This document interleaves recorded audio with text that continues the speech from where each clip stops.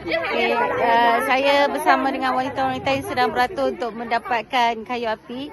Sebenarnya saya rasa sebab di kalangan mereka ni adalah balu yang suami mereka dah meninggal dan mereka terpaksa bekerja untuk menampung keluarga. Kalau tengok tangan makcik ni, tangan-tangan mereka semua kesat ya, sebab terpaksa bekerja 9 jam sehari hanya untuk menampung anak-anak mereka, anak yatim. Terlalu ramai sebenarnya anak-anak yatim di Syria ni yang memerlukan perhatian daripada kita semua. Kami hadir hari ini di Kem Rabi'ah untuk buat agihan kayu api di belakang sana, di depan saya lah.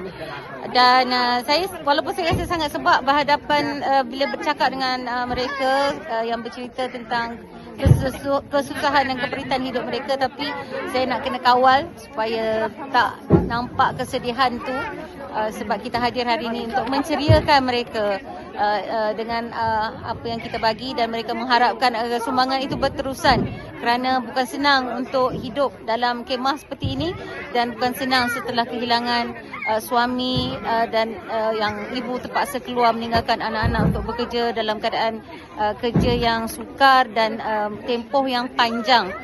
Jadi ayuh bersama Syria Care kita terus bagi bantuan kepada mereka. شكرا لكم من ماليزيا كونوا معنا في رمضان.